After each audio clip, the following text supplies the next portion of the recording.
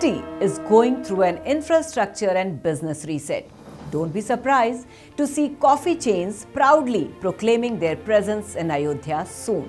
And with all the hotel rooms coming up, Ayodhya can well turn out to be a hot mice meetings, incentives, conferences and exhibitions destination. On December 30th, while the world awaited the new year, in Ayodhya, the PM inaugurated the temple town's new airport. This was ahead of the January 22nd consecration ceremony of the Ram Mandir. The airport is not an endpoint in the journey to Ayodhya, one of the holiest sites for Hindus, but a new beginning for this ancient town and this entire region of Uttar Pradesh. Within days, the National Real Estate Development Council, NAREDCO President G. Haribabu said that industry body will hold its General Council meeting in Ayodhya. Haribabu said that its members will visit Ayodhya to see the infrastructure development and to plan housing and commercial buildings. Ayodhya is going through an infrastructure reset with roads, airports, highways, hotels and related hospitality infrastructure as the holy city readies itself to host millions of anticipated pilgrims from across India and the world.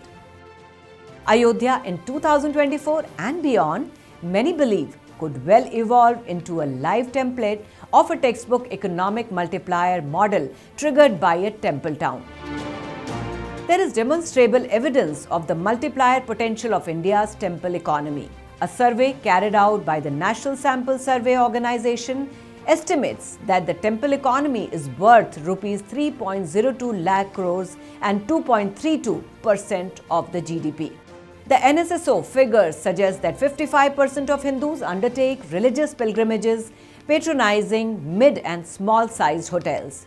Expenses on religious travels are 2,717 per day per person. Expenses on social travel, rupees 1,068 per day. And expenditure on educational travel, rupees 2,286 per day. That comes to expenditure on religious travel of rupees 1,316 crore per day.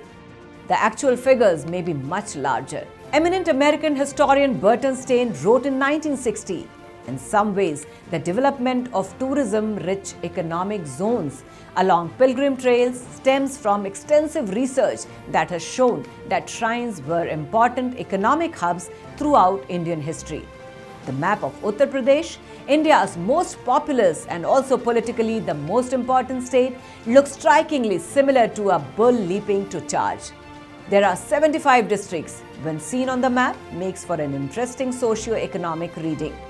Lalitpur in South Central and Sonbhadra in Southeast jut into neighbouring states like hooves running for takeoff are also among the poorest.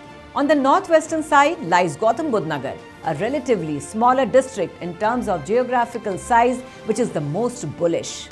In 2021-22, the latest year for which data is available, Gautam Budh Nagar's district gross domestic product in current prices stood at rupees 1,43,623.22 crore, accounting for almost 9% of the state's GDP of over 16 lakh crore. Gautam Budh Nagar includes Noida, which is neighbouring Delhi and is home to some of the top MNCs, residences and malls.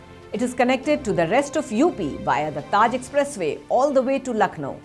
The state's capital Lucknow is at a distant second, with DGDP of rupees 65,115.46 crore, less than half of Gautam Budh Nagar.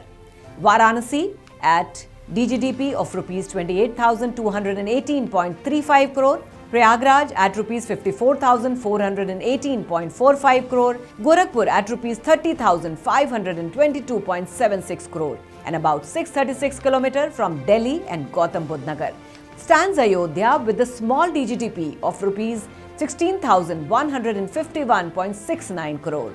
Ayodhya ranks 39th in terms of DGDP among Uttar Pradesh's 75 districts. Not really an enviable position to be in. It clearly needs to take a super fast elevator to catch up within the state. Can the Ram Temple be the vehicle for this? According to a 2021 Pew Research report, for many Hindus in India, national identity, religion, and language are closely connected. Nearly two-thirds of Hindus, about 64%, say it is very important to be Hindu to be truly Indian. Among Hindus who say it is very important to be Hindu to be truly Indian, 80% also say it is very important to speak Hindi to be truly Indian. Most Hindus in India say being Hindu, being able to speak Hindi are very important to be truly Indian. Hindus in the northern 69% and central 83% parts of the country are much more likely than those in the south 42% to strongly link Hindu identity with national identity. Together, the northern and central regions cover the country's Hindi belt, where Hindi, one of dozens of languages spoken in India, is most prevalent. The vast majority of Hindus in these regions strongly link Indian identity with being able to speak Hindi. Among Hindus, views of national identity go hand in hand with politics. Support for the ruling Bharatiya Janata Party is greater among Hindus who closely associate their religious identity and the Hindi language with being truly Indian. Ayodhya, right being a central area of the Hindi belt, stands to gain economically as the temple will likely draw millions to the city. And relying heavily on the Keynesian principle that higher public investment in infrastructure projects such as the airport, railway station and roads and highways leading will unleash strong economic multipliers in Ayodhya. Such project can spin jobs with cascading benefits on intermediate industries such as cement and steel, as also trigger a cycle of private sector investment, or what economists sometimes describe as the crowding in phenomena. For decoding the future growth story of Ayodhya, watch part 2 of our special series on the economics of Ayodhya.